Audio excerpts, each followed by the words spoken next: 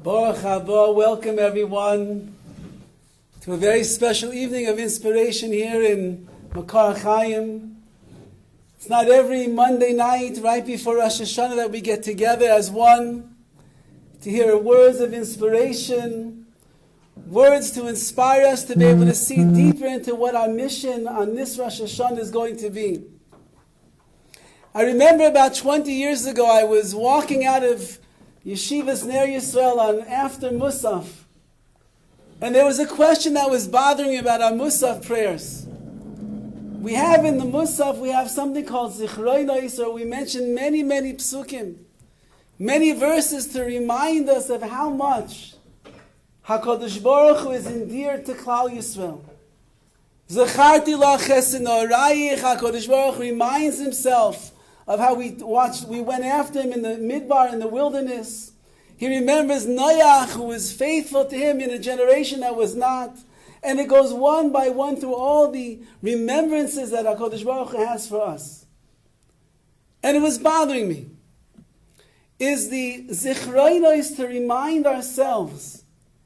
Is it that Hashem wants to remember how wonderful Klal Yisrael is and was?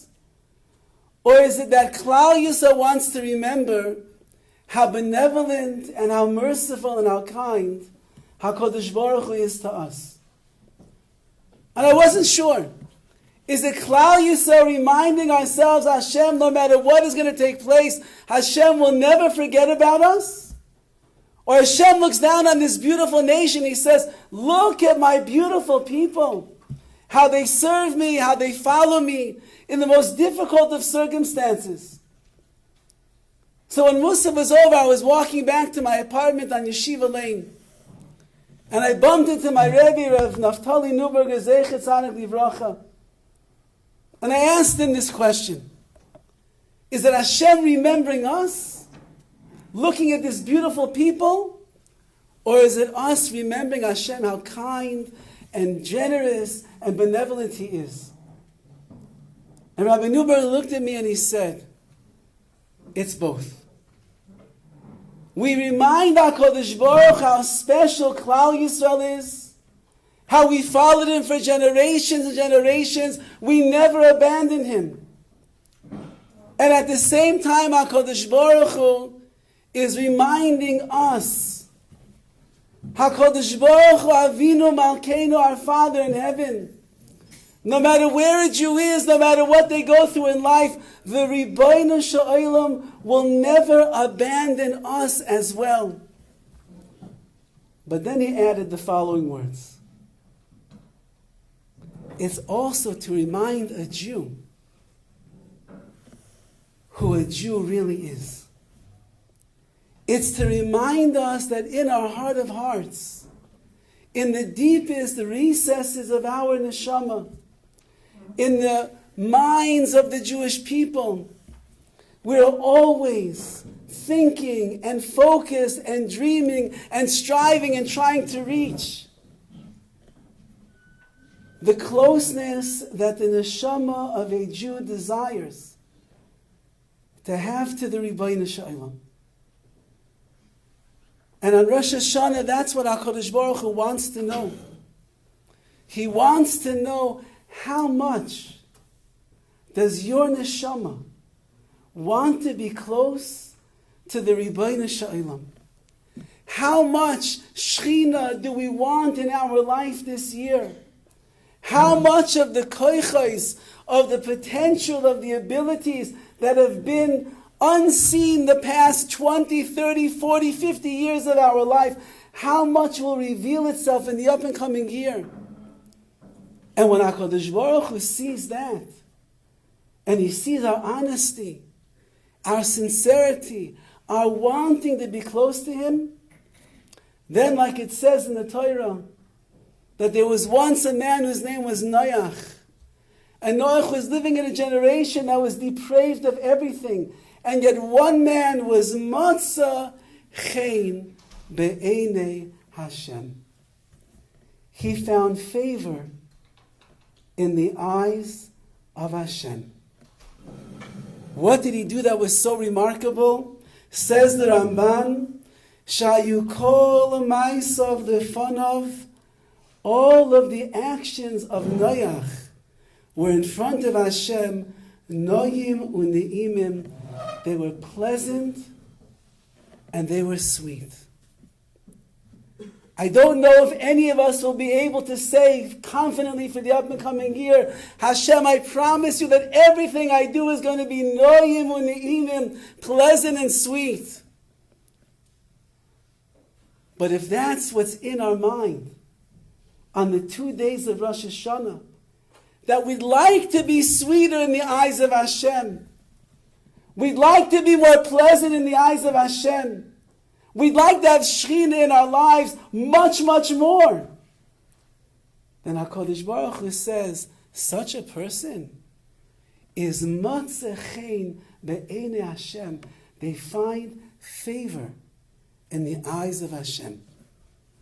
Like a parent can't take his eyes off that child who finds so much favor in his eyes, HaKadosh Baruch Hu cannot take his eyes off of us. When we're motzeh chen, we find so much favor in his eyes as well. And perhaps if we will use this night, I think if HaKadosh Baruch Hu, I think that Hashem is looking down, and HaKadosh Baruch Hu is seeing a group of people that came out on a Monday night. So many texts I got today. It will be on Zoom. Will it be on Zoom? Will it be on Zoom? I said, no, no, no. We want people to come and experience what's going on here tonight. For many of you, you're going to see Rabbi MAJESKI and Rabbi Ben Shushan for the first time live. You think that he fits inside of your phone. They don't fit in your phone. And they don't fit on the computer. That's Baruch Hashem, that's an amazing schus that they have, that they are Rebbis to Klal Yisrael. In all four corners of the world, their messages, their words, their pictures, their images, their smiling faces, the lave, the beautiful hearts they have are going throughout the entire world. You have to have a schus to be a Rebbe of Klal Yisrael. But tonight, when you're here in the room, tonight it's alive. Like imagine a person grows up all of their life and they see pictures of the Kaisel, of the Kotel Maravi, the Western Wall. And they dream, they look at that wall means so much to every single Jew, no matter what their background is. And they dream and they dream and they dream, one day I'm going to go to that wall. One day I'll touch the stones. And everybody knows, no matter how beautiful the picture is that you have in front of you, no matter even if you're on that webcam that shows you the whole wall and people coming and going and walking and davening there, when you get to that kaisel for the first time and you put your hand on that wall, on that stone for the very first time, and you feel the electricity running through your arm, up your spine, and the tears start coming down your face, you know that you just experienced Kedusha, Shechina, and something that you were dreaming about all of your life. I think that in a similar vein, it's safe to say, many of us have had the opportunity to watch Rabbi MAJESKI and Rabbi Ben Shushan on the screen for years and years and years. But tonight, you get to experience them live. Tonight the walls will breathe with their Torah.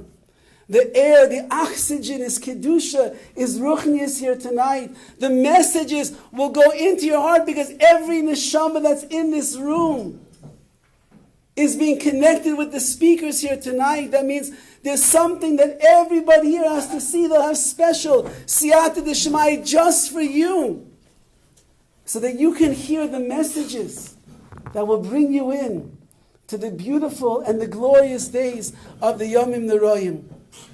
So it's an honor and a kavod and a great schus that we feel that we have, that on these few days before Rosh Hashana, so many people have come here together to be able to get a chizuk and inspiration, an aliyah, that will bring them up to another level, help us connect more with our davening, with our midos on Rosh Hashana, with our family on Rosh Hashana, and with HaKadosh Baruch Hu. And in that schus, we should all be zeiche to be the people that are matzah chen be'enei Hashem, that will find favor, pleasing, sweet favor in the eyes of Hashem. May He sign us and seal us, all of us, our families, our loved ones, our communities, Klal Yisrael. In the Sifrei Chaim, in the book of life, we should be signed and sealed with all the brachas that you desire from your heart. May HaKadosh Baruch Hu see how much favor and pleasure you bring Him. And in that schus, may we all have a Shana Tova Umesuka. It should be a sweet year for each and every one of us. I'd like just to thank our sponsors for this evening, Nisan and Diane Steinberg, who are sponsoring the shir in honor of the Yortzeit of Diane's father, Moshe Ben Tzvi. May the neshama have an aliyah. I'd also like to ask everyone at this time to please silence your cell phones. If you can turn them off, even better. You'll be so much more engaged. You'll watch it again on Torah anytime afterwards. You'll be so much more engaged if you can turn it off and just pay attention and get into the zone of Rosh Hashana. It's really a pleasure to call upon Yedid Nafshi, a very dear friend of mine, Harav YISROEL MAJESKI Shlita.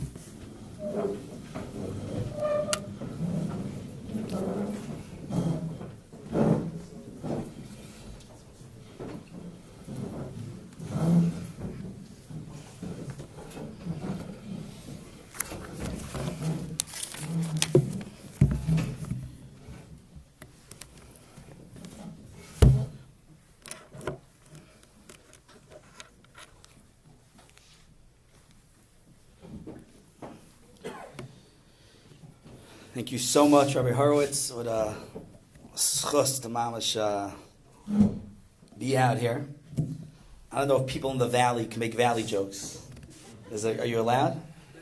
Rabbi Ari could say, I needed a passport, but all the way to Tarzana. Wow, I can make a valley joke. Unbelievable. It's my first time in this beautiful base medrash. It's unbelievable to see it before the expansion. We're looking forward. I saw the money in the jar over there, and that's it. What a pleasure to be here. Rabbi Horowitz, if you go back a long time, Eretz Yisrael days. I think I almost became an assistant rabbi here.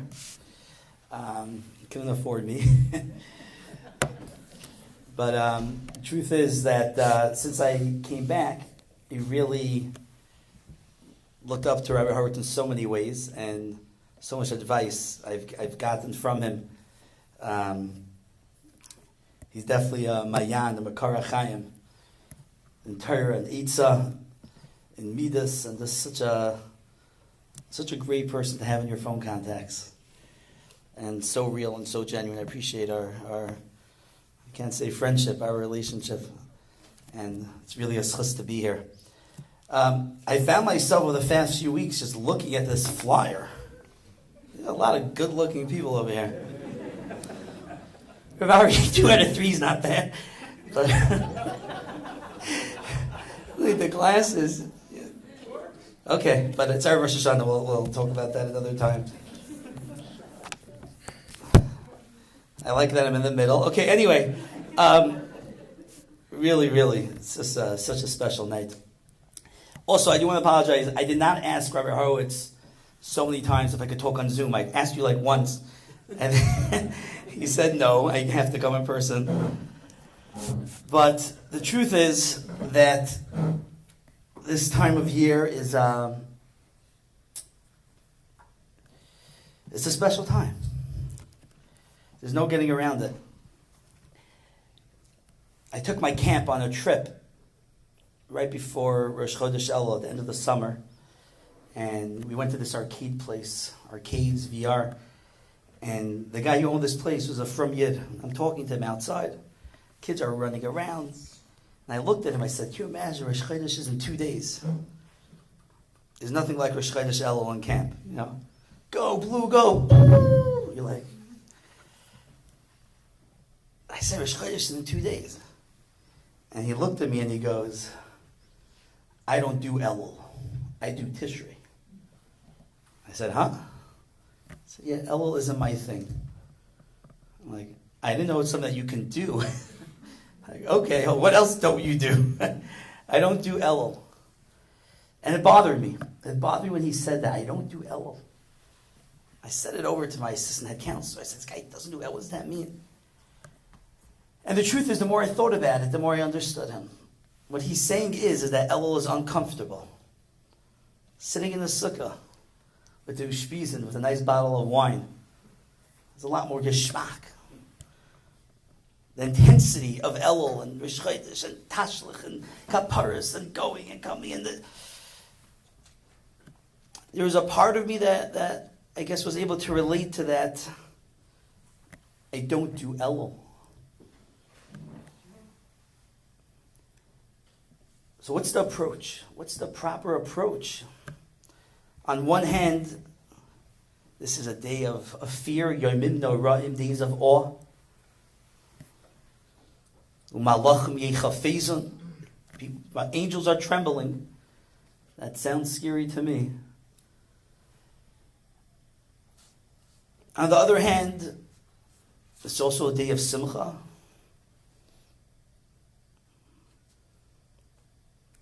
Navi tells us, go eat, go drink, enjoy, get a haircut. There's a lot of mixed emotions going on. And coming into Rosh Hashana, it's so important to have the proper mindset. You know, everyone now is into self-help books. Self-help. There's a guy in my shul who was very into these self-help things. He was reading one of these books. And I asked him, how was it? Great. It really changed my way of looking at life.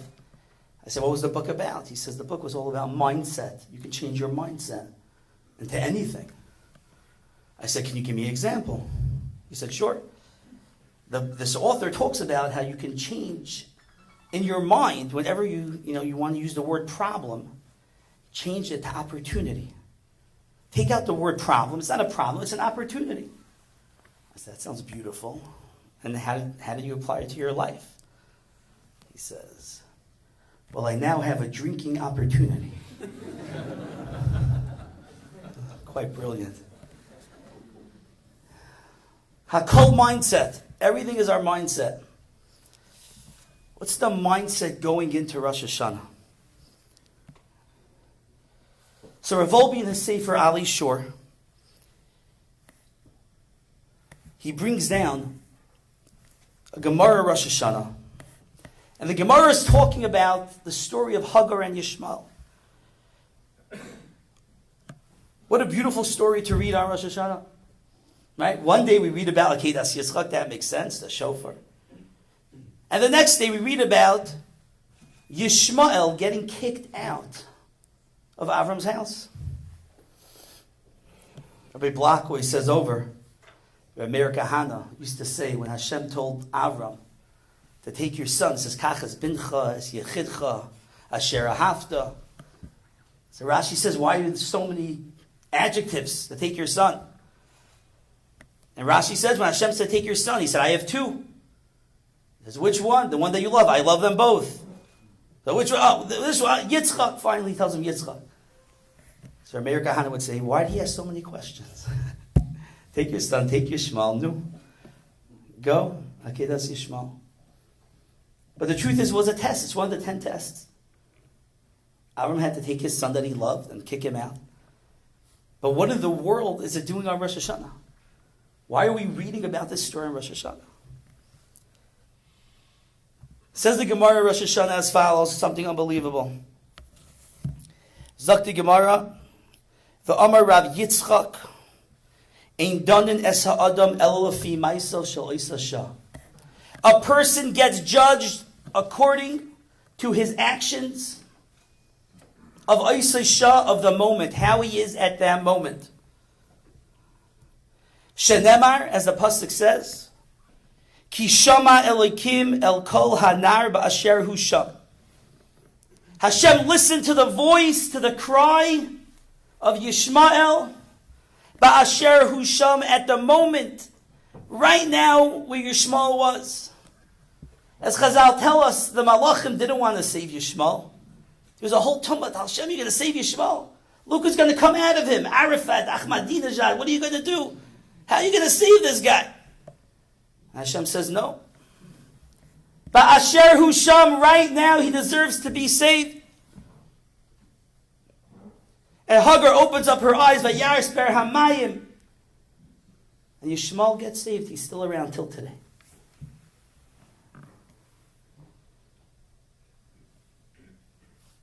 Va'afilu hu asid laharshia la'achar zman.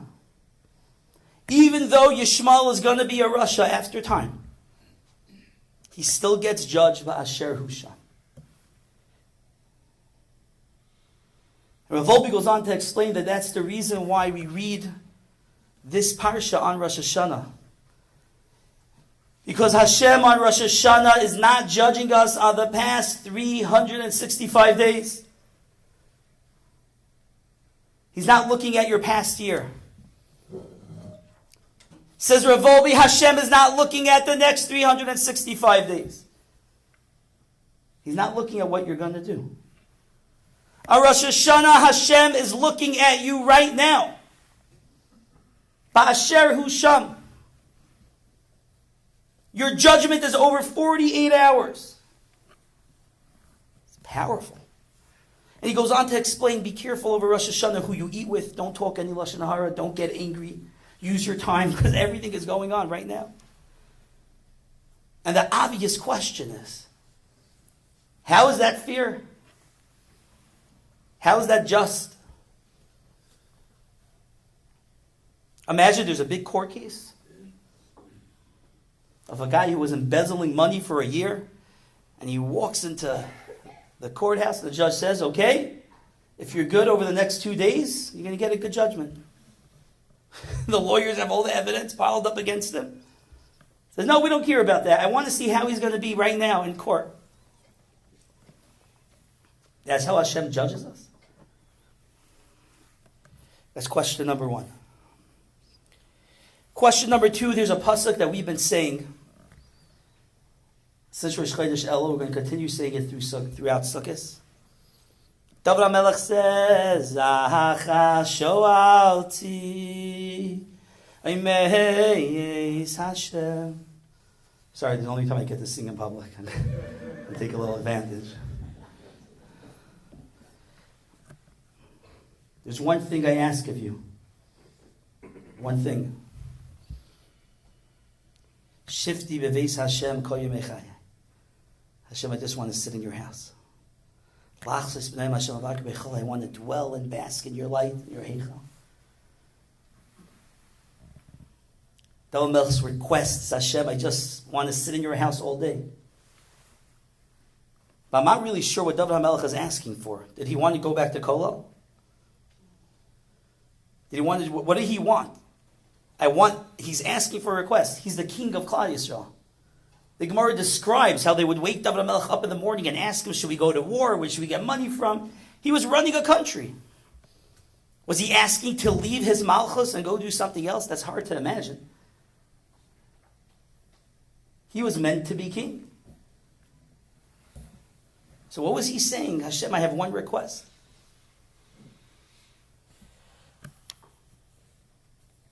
Okay.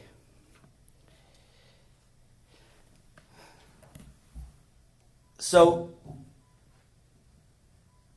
I think there's a misconception out there that people have, I for sure have it, of what exactly Avodas Hashem is. What is Avodas Hashem? Rabbi Kalish says over a story that someone called him up Erev Yom Kippur. It was like an hour before Kol Nidre.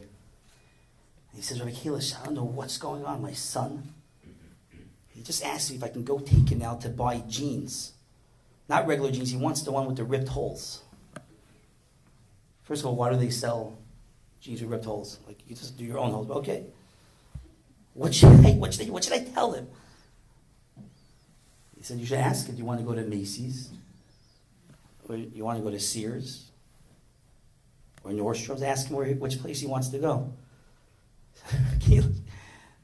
Yom Kippur is in an hour. He says, you should have enough time to make it there and back. Your avodah right now is to take your son and go get him his jeans. That's what Hashem wants from you. I have a Rebbe, the Rebbe in camp, a close friend of mine who lives in Lakewood. And he runs a yeshiva. And this yeshiva is one of these chizuk yeshivas. He does a lot of trips with them and deals. And when they were working on finishing a Masechta, they made us siyum. And that night, they were supposed to have this big siyum and party. He was arranging food and a musician. And it was a big day for the yeshiva. And he's about to go out. And his son calls him right when he's at the door. You know? You always get called when you're by the door. Either your son, your wife. Just a minute, honey. Okay. So his son calls him and says, Tati, yes? Can you read me a book? Sure. So they teach you in Tati school, when your son asks to read you a book and you need to leave, you find the book with the most pictures and the least amount of words. Right? That's what you're looking for. So he gets his book, skips a few pages, and I said, no, Tati, can you read me Ellie and the Little White Lie? Oh, okay. He gets into it. He sits down. He does the different sound effects, and he's reading the book. And he came home, and the lie grew bigger and bigger, and he's reading it. And he finishes it, and Baruch Hashem, he's falling asleep.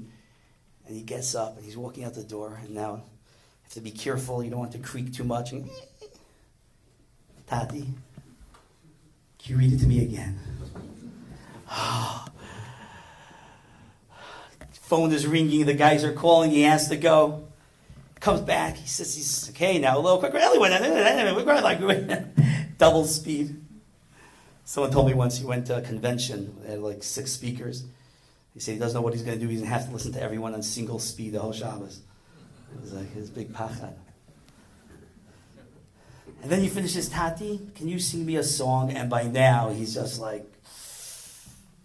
And his wife walks over to him. She sees this frustration building up. The women sense it. And she comes over to him and says, he's not in the way. He is the way. I love that line. He's not in the way of what you're trying to do. I need to go here. I need to...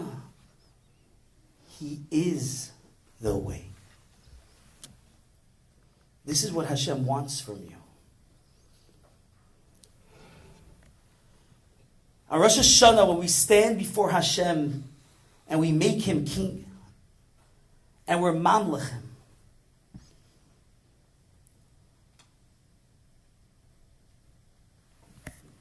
and over again we say, Hashem, you're the king, you're the melech, atahu melech, kel chai v'kayim. We are your avadim. What we're saying is that your ratzon is my ratzon. I want, Hashem, your will, whatever you want from me in my life. Whatever your will is, I want that to be my will.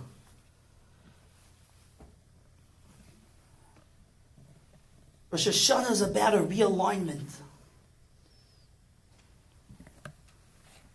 It's getting back on that highway after we went off direction and saying, Hashem, I want to get back. I want every part of my day, every aspect of my life to be about you.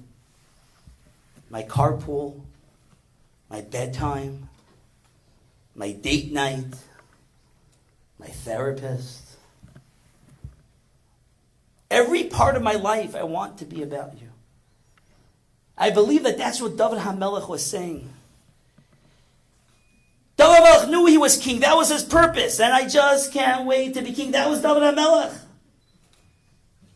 He didn't want to leave his job. That was his tafkid. What he was saying is, Acha sho'alti beis Hashem. Hashem, when I go to war, I want to go to war beis Hashem.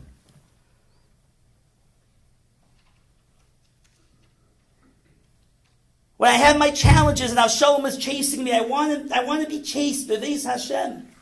I want every aspect of my day to be with you. Like the Rav was saying before, I want to be close to you. Ki kirvas elikim li toiv. I want a life of kirva. I want a life of closeness.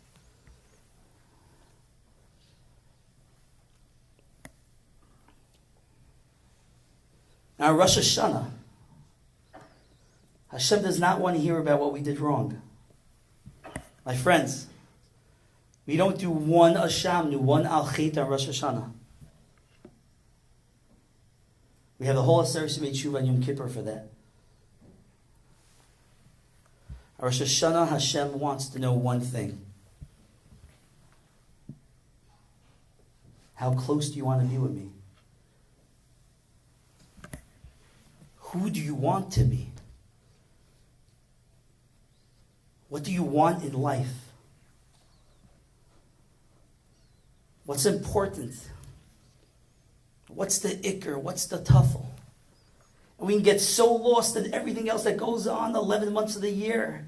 Like Ramchal says, the main job of the Yetzer Hara is to keep us busy and busy. And we forget, and there comes this time of year when we stop and we ask ourselves, MAJESKI, where are you going? You know, there are times in life when reality hits. I had one of those moments recently. Me and my wife were talking, and between the both of us, one of us decided that I needed to see a nutritionist. And the nutritionist comes into my house. And this is the closest thing I have to Yom Hadin. And you know how like the president walks around with like the black suitcase, you know, the nuclear codes? This thing was way scarier. Comes in, and he pulls out this thing from this bag. Like it looked like a square thing, it's called a scale. And takes out the scale and puts it on the floor. I'm just staring at it. I thought maybe he wants to step on that. I don't know why. You know. So I'm waiting, and he's like this. So I look right back at him. I'm like, maybe he wants to tango. I don't know. He's like, let's go. So I go onto the scale, and beforehand, first I take off everything. Every bob and pin. If I have a tissue in my pants, that thing comes out. I put on my thinnest socks. I am going on like the least possible weight on me. And I don't know if everyone does this, but there is a move when you step on a scale. I'll show you how it goes. So you go like this. You step on the scale. You go. You know what I mean? So I'm sitting there, holding in. And this guy, he rather had an English accent. And he looks at me like I was crazy. He says, Rabbi MAJESKI. I'm like, yes. You know that doesn't help. And I don't know why, when someone talks to me in English accent, I talk back to them in my horrible English accent. I'm like, I know. He's like, so why are you doing it? And without like hesitation, I said, so I can see the numbers.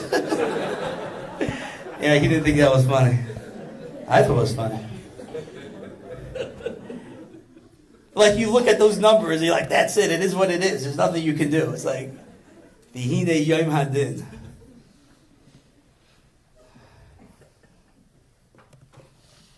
So there's a reality of Rosh Hashana. Like, it is what it is. But Rav Wolbe is teaching us that there is a reality of Rosh Hashana, but not the way that we look at it. The reality of Rosh Hashana is that it is what it is right now over the next 2 days. The reality is, who are you now? Who do you want to be? Tell Hashem. The perfect you, that image. Have an image of who you want to be. What's your ashifas in life? What do you want to finish? What do you want to know? How do you want your relationships to look like? How do you want your tefillah to look like? I remember at one of my points in my career, I didn't know what I was going to do with my life. I think it was like yesterday. I first called Rabbi Ari, he's one of my go-tos when these moments come up. And I couldn't get through, and I ended up speaking to a friend, and he told me, like, if you can do anything you want, and money wouldn't be an option, what would you want to do? Like, wow. I never thought about it like that. Well, Hawaii sounds nice. If I could do anything I want, would I want a yeshiva? What would I want? Such a great question. Forget about what's holding you back. What is it that you want? Hashem wants to see who we want to be. The dmus of that Adam.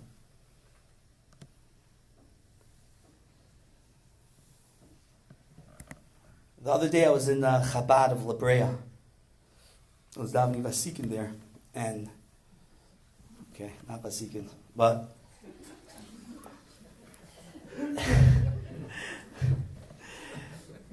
I was davening and someone was giving a shir in Chasidus. I overheard he said such a beautiful idea.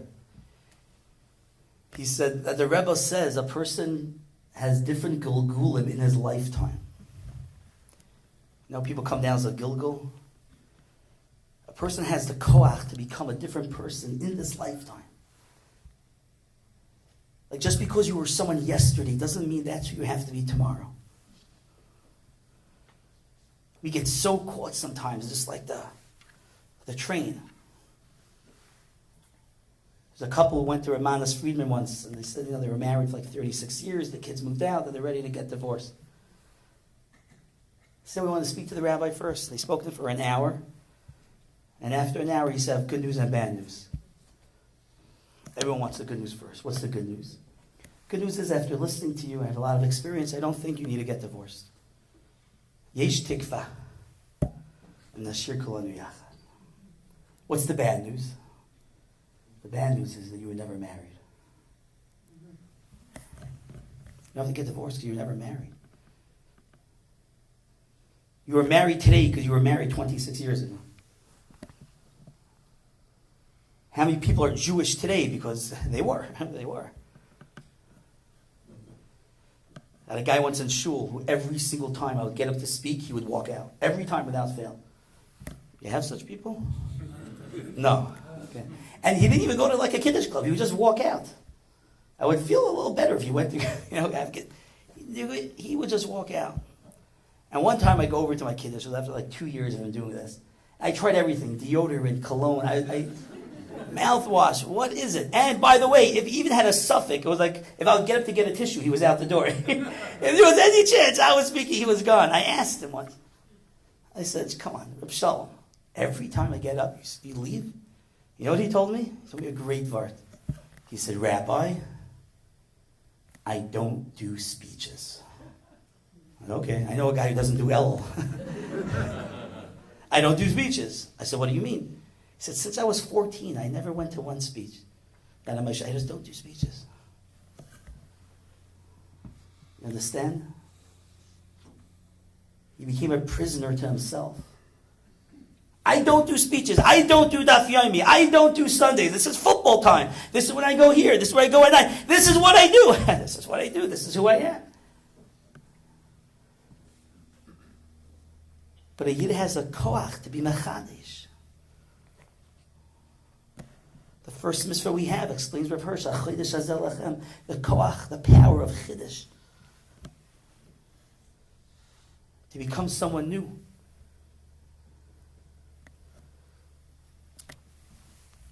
Rav Victor Miller said, let me tell you the most important pasuk in the entire Chumash.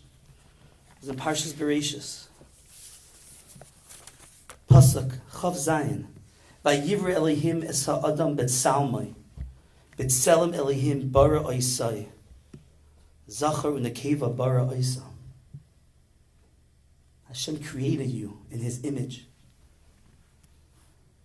Hashem blew from Himself into you. The Medrash says when Adam was created, all the Malachim started singing Shira in front of him, because they thought that he was Kaviyachal, the one to sing Shira to. That wasn't just a story about Adam Harishon, that's the story about us. We're the Adam. We're the Adam. Like Eighth Day said it so well. Avraham, are we the children that you dreamed of? Are we that shining star you saw that night? Avram saw a vision, a star. He saw you. He saw you. He saw me.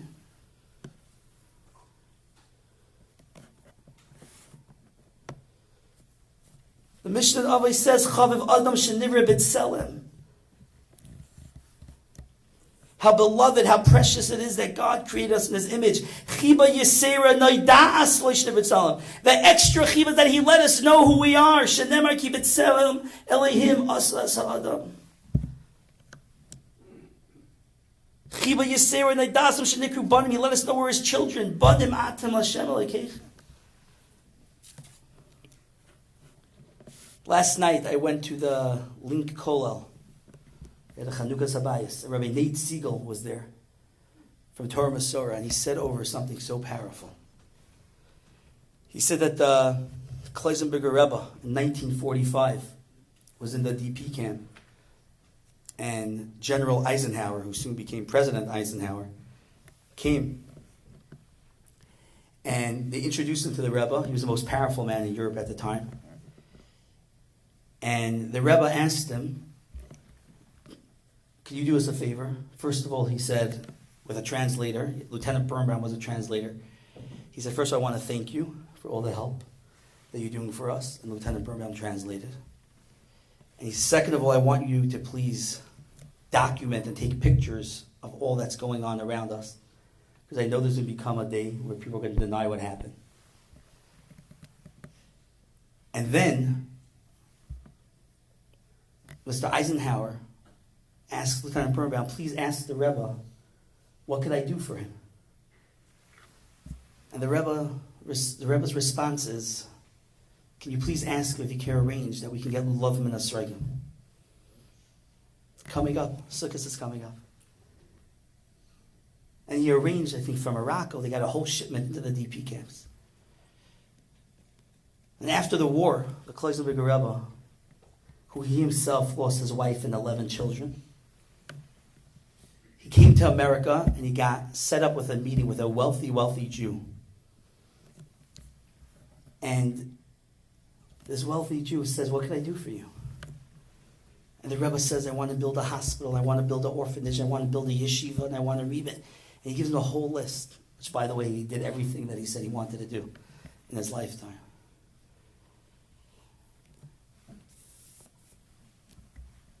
And then the Rebbe looks at him and says, "Can you help me?" And this he says, "I will try my best. I will try my best, Rabbi." And the Rebbe looks at him and says, "You know, before the war, I had a big Hasidus. I didn't even know if I can carry my own talis to shul. If I picked up a talis, one of the Hasidim grabbed it. He said, I didn't know if I could walk 2 blocks myself. If I went outside, there was a carriage waiting for me." He said, "But you know what I learned during the war? I learned that I can carry 50 pounds of cement every day for 4 miles. And I could work 18-hour days in the heat and in the cold. And sleep on a piece of wood with 5 others. And be living on nourishment of potato peels." He said, "I didn't think I could do it.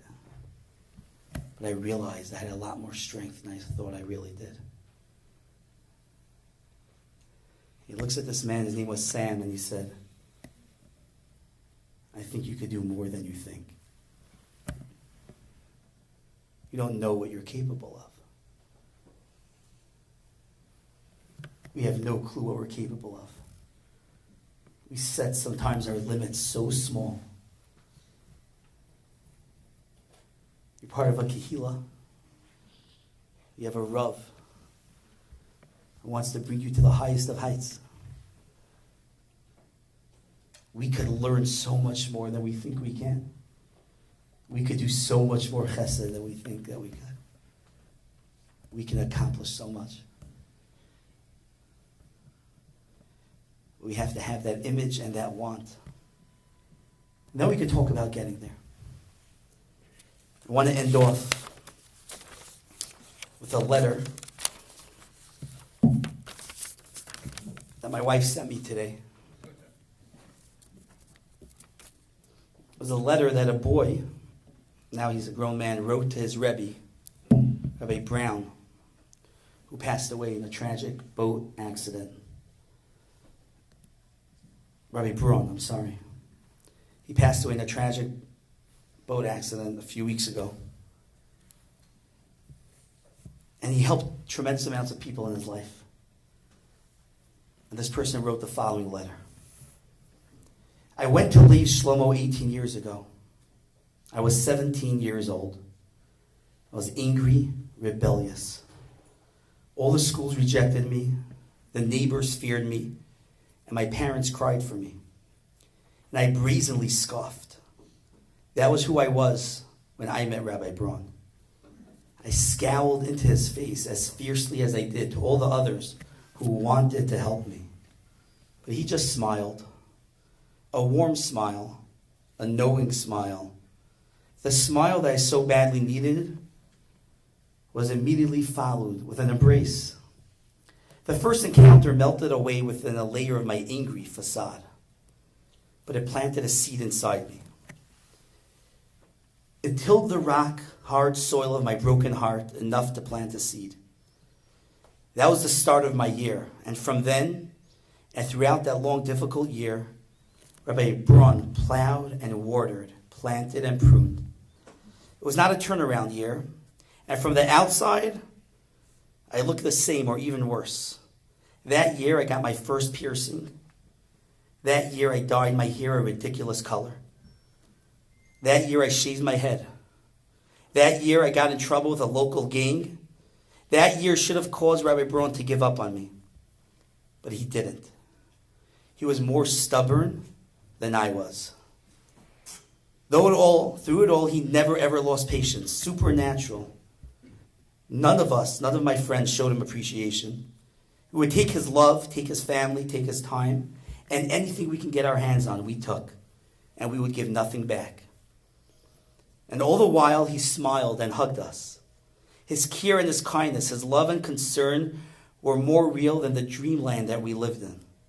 And we knew it, but our drug-muddled mind didn't let us appreciate it. I would like to share one conversation that definitely affected my entire future. I was woken up one afternoon, not a nap, but the usual wake-up time by Rabbi Braun. I felt my mattress move as he sat at the edge of my bed. "Good morning, Ellie," he said. I stared at him and said, "Good morning." "I have a question for you," he said as he lit my cigarette. "Where do you see yourself in 10 years? The question stunned me. 10 years? Who thinks about that? I had no answer. "Ellie," said Rabbi Braun, after a few moments of silence, "do you want a family? Do you want a home? Do you want peace of mind, fulfillment, success, meaning?" These were words that my selfish little brain had never thought about.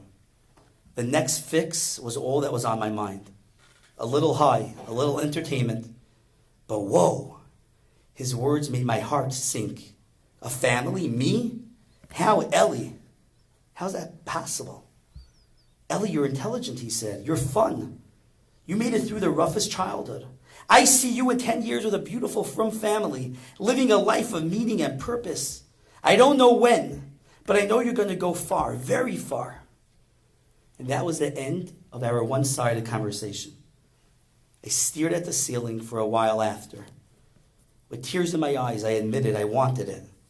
I wanted what he had, I wanted the life that he described.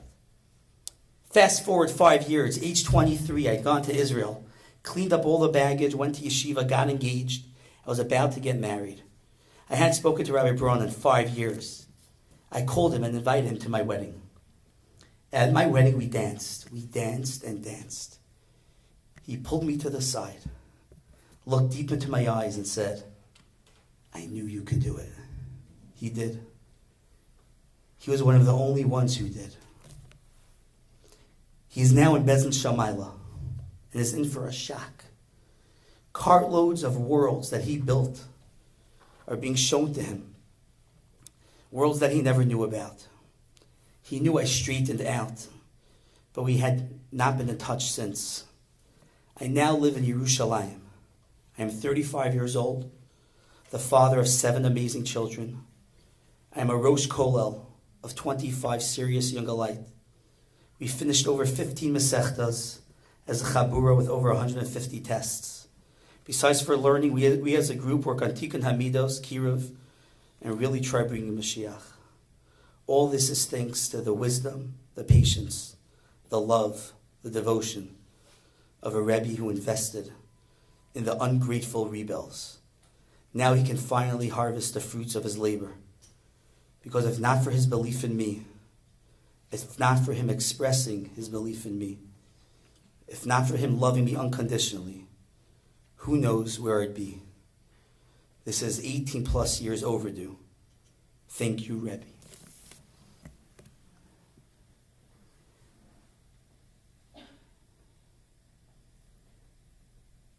There's unlimited potential in each and every one of us. In our children, in our friends, in our shul.